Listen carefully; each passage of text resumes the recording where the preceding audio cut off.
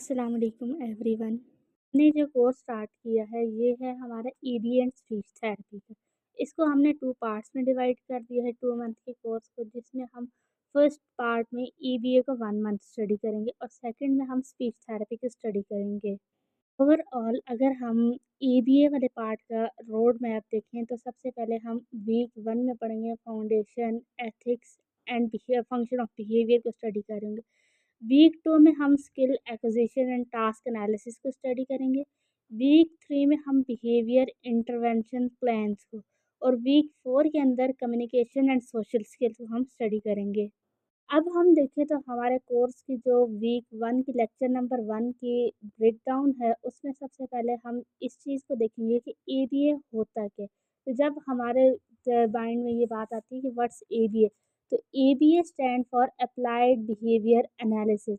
ABA एक scientific approach है for understanding and changing the behaviour. इसमें जो हमारा गोल होता है, हम वो कह रहे होते हैं कि वो होता है कि हम एक हेल्पफुल वे में फंक्शनल बिहेवियर को इंक्रीज कर सके। अब फंक्शनल बिहेवियर डिफरेंट फॉर्म्स में एग्जिस्ट करते हैं। जिस तरह हमारे पास कम्युनिकेशन आ जाता है, सोशल स्किल्स आ जाता है, और हम यहाँ पे सेकेंडली एक तो हम फंक्शनल बिहेवियर को इंक्रीज करते हैं। सेकंड हम क्या करते हैं कि हमारे पास जो बिहेवियर हार्मफुल होते हैं या तो फिर वो behaviour that are not good for the society और फॉर आवर सेल्फ, उनको हम रिड्यूस कर रहे होते हैं। हम ये चीज़ कहते हैं कि वी आर रिड्यूसिंग हार्मफुल और लर्निंग इंटरफेयरिंग बिहेवियर्स। अब हम देखें तो हमारे पास कुछ प्रिंसिपल्स हैं एबीए के। वो क्या है?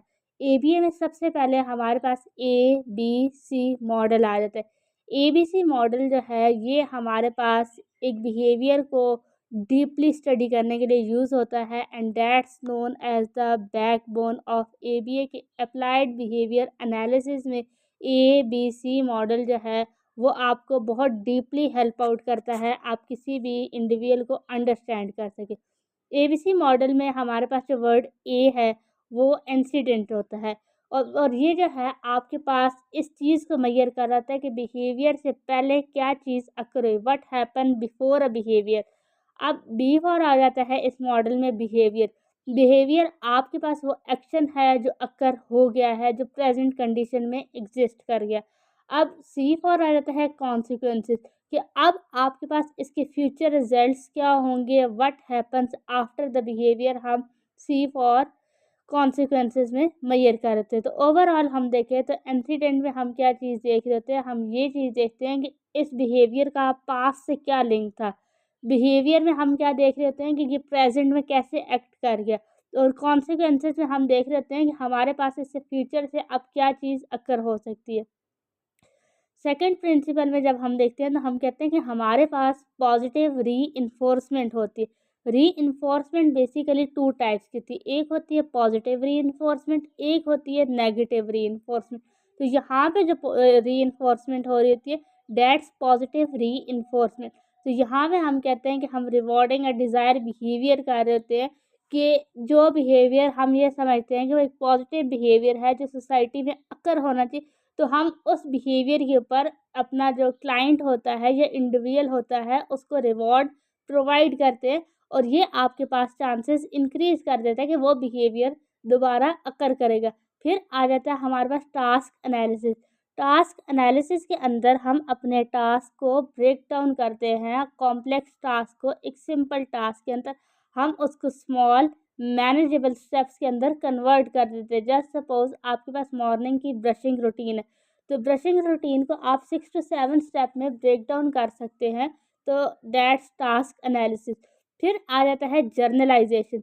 जर्नलाइजेशन में आपने जो स्किल जो है बीइंग अ थेरेपिस्ट अपने क्लाइंट को या इंडिविजुअल को लर्न करवाई है, अब आप उसको उसका रियल वर्ल्ड यूज़ या तो फिर रियल वर्ल्ड सेटिंग में अप्लाई करना इंश्योर करवा रहे थे, कि वो उस चीज़ को अपने रियल सेटिंग में, घर में या स्कूल में, जहाँ कहीं वो बिहेवियर सूटेबल है, वो स्किल सूटेबल है, वहाँ पे वो अप्लाई कर सके।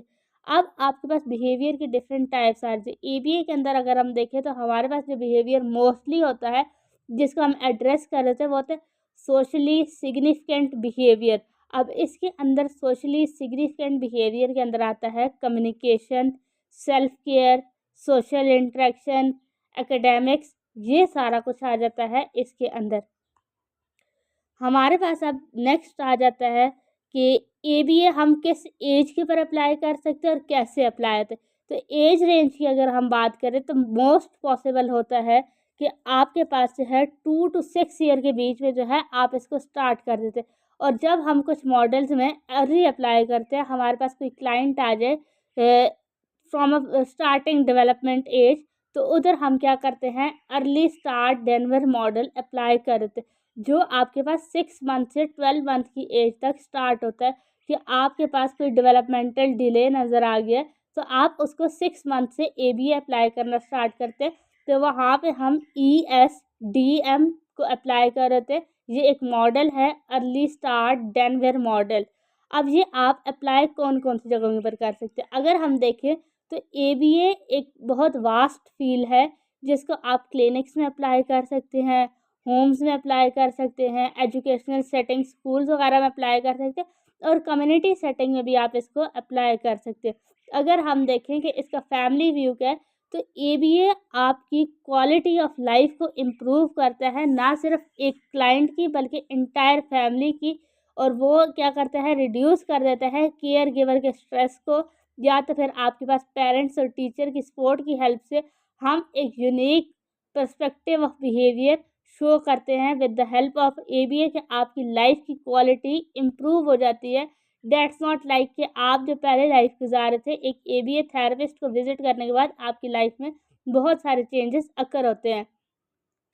अब है हमारे पास diagnostic standard according to DSM 5 TR के क्राइटेरिया को जब हम देखते हैं, हम एक स्पेसिफिक कंडीशन उठा लेते हैं DSM के अंदर से, ऑटिज़म की।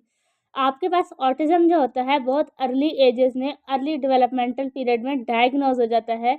तो वहाँ पे हम क्या करते हैं कि हम देखते हैं कि हमारे पास परसिस्टेंट डेफिसिट आता है 2 मेन डोमेन में। एक आपके पास सोशल कम्युनिकेशन डोमेन में, और दूसरा आपके पास इंटरेक्शन की डोमेन के अंदर अगर आप देखें तो आ रहा होता है। और उसके साथ साथ आपके पास रिस्ट्रिक्टिव एंड रिपीटेटिव पैटर्न्स भी आपको देखने को मिलते हैं। तो ओवरऑल हम कहते हैं हमारे पास एक डोमेन ए है, एक डोमेन बी है। तो domain A social communication and interaction को जब हम देखते हैं, तो यहाँ पे हमारे पास आ जाता है सबसे पहले सोशल इमोशनल रेसिप्रोसिटी। तो यहाँ पे आप ये चीज़ देख रहे होते हैं कि आपके पास डिफ़िकल्टी होती है बैक एंड फोर्थ कम्युनिकेशन में, या तो फिर शेयरिंग ऑफ इंटरेस्ट में डिफ़िकल्टी आपके क्लाइंट शो कर रहा होता है। फिर आपके पास जो मेन रूट कॉज होता है, जिसकी वजह से बहुत सारे पेरेंट्स को पता चलता है they have an autistic kid, चाहे वो नेचुरली ऑटिस्टिक हो, या तो फिर आप ये कह सकते हैं कि वर्चुअली ऑटिस्टिक आ जाते हैं। तो वहाँ पे आप क्या देखते हैं कि नॉन वर्बल कम्युनिकेशन होती है उनमें, वहाँ पे डेफिसिट होता है आई कांटेक्ट के अंदर, बॉडी लैंग्वेज के अंदर, और फेशियल एक्सप्रेशंस के अंदर। एंड दैट्स द की, जिससे पेरेंट्स को ये चीज़ समहाउ खुद रियलाइज़ हो जाती है they are raising an autistic kid. फिर आपके पास आ जाता है डेवलपिंग एंड मेंटेनिंग रिलेशनशिप। आप ये चीज़ देखते हैं कि वो जो किड्स होते हैं, they are struggling with making friends और adjusting behaviour and social contact. जब आप उनको सोशली इंट्रोड्यूस करवा रहे होते हैं, तो उनको ये चीज़ काफ़ी डिफ़िकल्ट लग रही होती है कि वो किसी के साथ भी सोशल कॉन्टेक्ट रिलेशनशिप को मेंटेन कर सके। अब यहाँ पे आपके पास एग्जांपल आ जाती है एक ऑटिस्टिक किड की, कि फैमिली डिनर एग्जांपल है हमारे पास। आप एक चाइल्ड को एक टेबल के ऊपर बैठाना चाह रहे हैं because it's dinner time, but वो इस चीज़ को रिस्पॉन्ड नहीं कर रहा, या तो फिर उसका मूड ऑफ है। आप उससे ये पूछ ले हाउ वाज योर डे, तो वहाँ पे वो रिस्पॉन्ड नहीं करता, बैक रिस्पॉन्ड आपको नहीं आ रहा होता। बीइंग एन एबीए थेरेपिस्ट, हमारी एबीए अप्रोच क्या होगी, या अगर पेरेंट है तो उनकी अप्रोच भी क्या होगी, सोशल रेसिप्रोसिटी वो शो कर देते हैं। आप क्या करते हैं, स्क्रिप्टिंग और प्रॉम्प्टिंग को यूज़ करते हैं, ताकि आप चाइल्ड को कैपेबल बना सकें कि वो आंसर कर सके, और आप उससे दोबारा फिर क्वेश्चन कर सकें। तो यहाँ पे हमारे पास बेसिक की स्किल क्या यूज़ होती है, एक स्क्रिप्टिंग की, दूसरा प्रॉम्प्टिंग की। अब ये तो आगे डोमेन ए के अंदर के सोशल कम्युनिकेशन एंड इंटरेक्शन में क्या होता है। अब है हमारे पास डोमेन बी। डोमेन बी की जब बात आती है, तो हम कहते हैं कि हमारे पास रिस्ट्रिक्टिव एंड रेपिटेटिव पैटर्न्स होते हैं। यहाँ पे आपके पास क्या होता है कि आप देखते हैं कि स्टीरियोटाइप्स बिहेवियर एग्जिस्ट कर रहे होते हैं। स्टीरियोटाइप बिहेवियर में हमारे पास रेपिटेटिव मोटर मूवमेंट होती है। मोटर मूवमेंट में आप क्या चीज़ देखते हैं कि वो किसी भी काम को कर रहे हैं, they are doing it repetitively. For example hand flapping कर रहे हैं, या तो फिर आप क्या कर रहे हैं, लाइनिंग अप टॉयज कर रहे हैं, तो वो रेपिटेटिव बिहेवियर हो जाता है, एक स्टीरियोटाइप हो जाता है। सेकंड हमारे पास आ जाता है इंसिस्टेंस ऑन सीमनेस। तो यहाँ पे आपके पास एक्सट्रीम डिस्ट्रेस देखा जाता है at a very small change, या तो फिर आपको रिजिड थिंकिंग देखने को मिलती है। जस्ट सपोज अगर आप डेली एक ही रूट से जो है उस बच्चे को स्कूल लेके जाते हैं, और एक दिन ऐसा आ जाता है कि वहाँ पे कोई कंस्ट्रक्शन चल रही है, इस तरह कोई एक्टिविटी हो रही है, आप उस रूट पर से नहीं जा सकते, you use an alternative route, तो वहाँ पे आपको एक डिस्ट्रेस की फीलिंग नज़र आएगी कि वो बच्चा वहाँ पर से नहीं गुजरना चाहता, वो अपनी डेली रूटीन वाले रूट पर से जाना चाहता है। उनके जो रेट ऑफ इंटरेस्ट होते हैं नेक्स्ट, वो बहुत फिक्स होते हैं। आप ये कहते हैं कि हाईली फिक्स्ड इंटरेस्ट उनमें होते हैं, कि वो इंटेंस फोकस होता है on specific topics. For example अगर आप उनके साथ किसी किस्म का कोई शेड्यूल शेयर कर रहे हैं और वहाँ पे उनका रेट ऑफ इंटरेस्ट है, तो वो इंटेंस फोकस उस टॉपिक की तरफ शो कर रहे होंगे। इससे हमारे पास सेंसरी इश्यूज। सेंसरी इश्यूज में आप क्या देखते हैं कि आपस ओवर अंडर रिएक्टिविटी होती है towards sensory input. For example smell की तरफ या किसी टेक्सचर की तरफ। यहाँ पे अब हमारे पास एग्जांपल है रूटीन सीमनेस की। यहाँ पे आपके पास क्या है कि चाइल्ड जो है वो अपनी एक मेल्टडाउन सिचुएशन से गुजर रहा है। जब आप ड्राइव कर रहे हैं फ्रॉम अ रूट, और वो रूट जो है आपने चेंज चूज कर लिया, तो वहाँ पे आप क्या देखते हैं कि आपके पास रिजिडिटी आएगी, वहाँ पे अनकंफर्टेबल फीलिंग आएगी, इस तरह का सब कुछ होगा। तो AB अप्रोच क्या होगी कि आप फ्लेक्सिबल ट्रेनिंग प्रोवाइड करेंगे, आप ग्रेजुअली उसको मिनी चेंजेस से इंट्रोड्यूस करवाएंगे, और आप वहाँ पे रीइंफोर्समेंट को इंट्रोड्यूस करवाएंगे ताकि टॉलरेंस लेवल बिल्ड हो सके फॉर ट्रांजिशन की। अगर उनकी लाइफ में सम हाउ लिटिल ट्रांजिशन भी आती है, तो उनका टॉलरेंस लेवल इतना होना चाहिए। अब नेक्स्ट है हमारे पास अंडरस्टैंडिंग सेवेरिटी लेवल्स। अब आपके पास ऑटिज्म के अंदर डिफरेंट सेवेरिटी लेवल्स एग्जिस्ट करते हैं on the base of their support required. तो जिस लेवल का आपके पास सेवेरिटी आती है, उस लेवल की आपके पास सपोर्ट रिक्वायर होती है। अब लेवल 1 में आपके पास जो है वो सम हाउ सपोर्ट रिक्वायर होती है। आप ये कहते हैं कि आपके पास क्या है कि 25% यहाँ पे डेफिसिट होता है, तो 25% being a parent, being a care giver, being a therapist आप सपोर्ट प्रोवाइड कर रहे थे। लेवल 2 में आपके पास सब्सटेंशियल सपोर्ट आ जाती है, जिसको आप कहते हैं कि सम हाउ 50% सपोर्ट रिक्वायर है।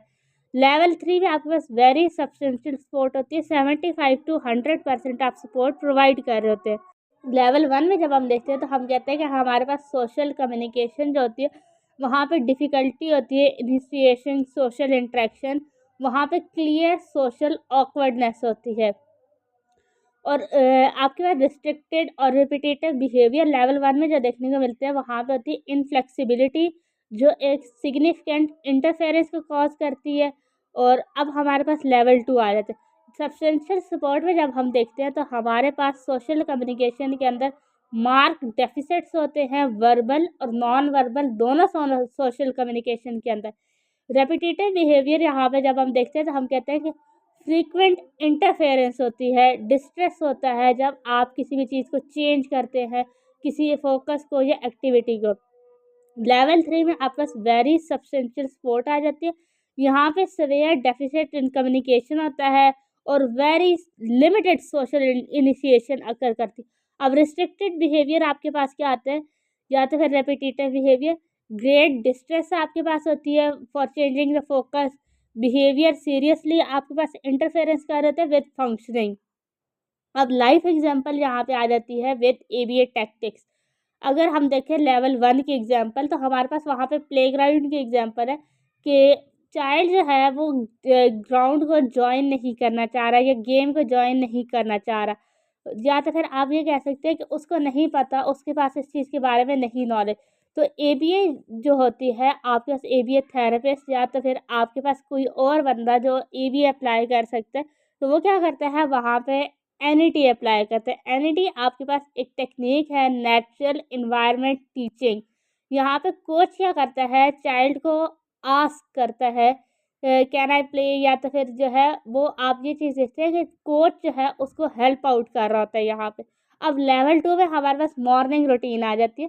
तो चाइल्ड जो है वो मल्टी स्टेप कम्युनिकेशन से या मल्टी स्टेप कमांड से स्ट्रगल कर रहे होते हैं।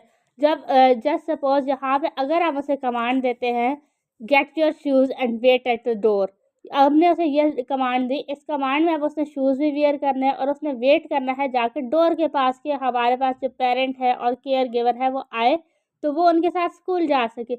अब यहाँ पे हम क्या करते हैं, बीइंग एन एबीए थेरेपिस्ट, हम ट्रेनिंग करते हैं कि हम उनको हर स्टेप के ऊपर रिवॉर्ड कर देते हैं कि आप जो है पहले शूज़ पहनेंगे, फिर डोर की तरफ मूव करेंगे। तो वहाँ पे जब उनको ट्रेनिंग के प्रोसेस के थ्रू रिवॉर्ड मिल रहा था हर स्टेप पे, तो उनके लिए समहाउ ये चीज़ ईज़ी हो जाती है। अब लेवल 3 का हमारे पास जब किड आता है, तो हम यहाँ पे सेफ्टी एंड हाइजीन के एग्जांपल लेते हैं। तो यहाँ पे अब क्या है कि चाइल्ड जो है रेजिस्ट करता है टीथ ब्रशिंग से। तो बीइंग एन एबीए थेरेपिस्ट हम क्या करते हैं, टास्क एनालिसिस करते हैं और टास्क को ब्रेक डाउन करते हैं स्मॉलर स्टेप्स के अंदर। अब हम यहाँ पे 3 बेसिक स्टेप्स यूज़ कर लेते हैं। Number 1, pickup brush.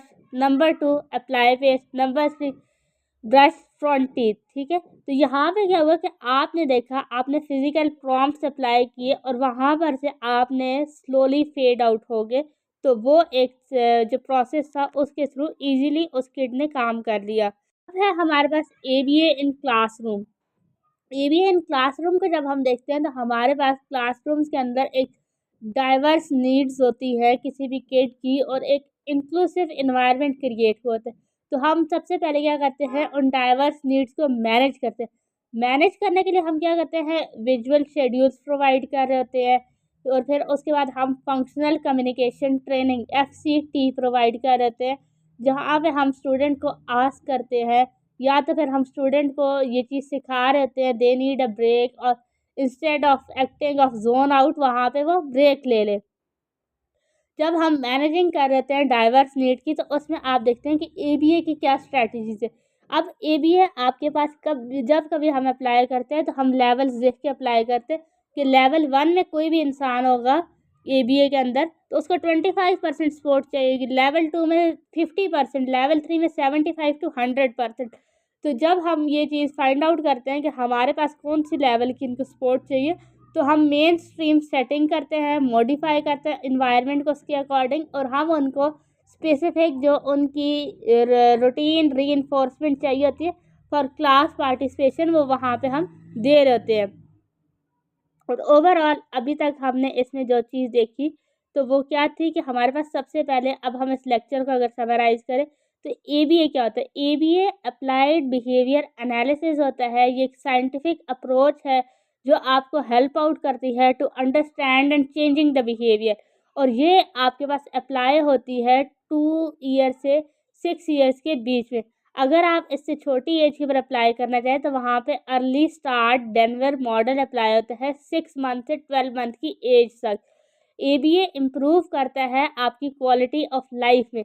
एबीए की बैकबोन जो होती है वो ABC मॉडल होता है, जो आपके पास एक बिहेवियर का पास्ट, प्रेजेंट, फ्यूचर तीनों बता देता है। एबीए के अंदर हम मोस्टली पॉजिटिव रीइंफोर्समेंट करते हैं, टास्क एनालिसिस में टास्क को ब्रेक डाउन करते हैं, और फिर हम क्या करते हैं, जर्नलाइजेशन करते हैं कि जो चीज़ हमने एक कंट्रोल एनवायरनमेंट में सिखाई अब हम उसको नेचुरल रियल वर्ल्ड सेटिंग में अप्लाई करेंगे। और बिहेवियर की जो टाइप हम एबीए के अंदर एड्रेस करते हैं वो सोशली सिग्निफिकेंट बिहेवियर होती है। जब हम एबीए को डायग्नोज कर देते हैं तो उसमें हम क्या देखते हैं, कम्युनिकेशन एंड इंटरेक्शन के लेवल को, कि हमारे पास कितना लेवल है, और वो लेवल डिसाइड होते हैं कि उन जो आपके पास क्लाइंट है या इंडिविजुअल है उसको किस लेवल की सपोर्ट चाहिए। उसको लेवल 1 की सपोर्ट चाहिए, उसको लेवल 2 की सपोर्ट चाहिए, उसको लेवल 3 की सपोर्ट चाहिए। ये सब कुछ हम एनालाइज कर रहे होते हैं। ये सब कुछ एनालाइज करने के बाद हम क्या करते हैं, हम देखते हैं कि हमारे पास क्या है कि अब हम क्या करते हैं, हम अपने क्लाइंट को डिफरेंट मोटिवेशन प्रोवाइड करते हैं कि वो उस काम को कर सके। और इसके लिए हम क्या करते हैं कि हम उसकी रूटीन को ऑब्ज़र्व कर रहे होते हैं कि क्या रूटीन है हमारे पास उस इंडिविजुअल की। यहाँ तक था हमारा lecture number 1। Thank you so much for listening.